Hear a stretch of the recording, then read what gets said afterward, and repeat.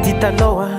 madiditry sarobolagnigny indrindra me resaka fivavagna zato efa tsy agny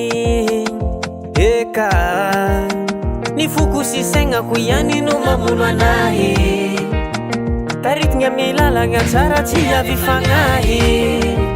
nefa fianagna anahy nahera tsy atrany ke kory matao tsy agnandrigny vavaka ihany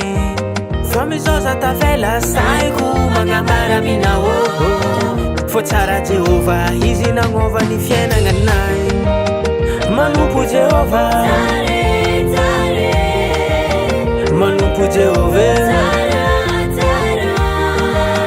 manompo Jehovah manompo Jehovah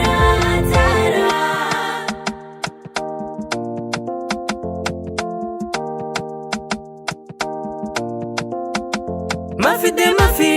ni adina treako Nangan fomba gasy fa tsy hitako vokany Nefa fiainagna anahy nahera tsy atrany Ke kory matoko tsy agnandrigny vavaka ihany Fa mizaza tavela saiko magnambara minao Fo tsara Jehovah izy nagnova ny fiainagna anahy manompo Jehovah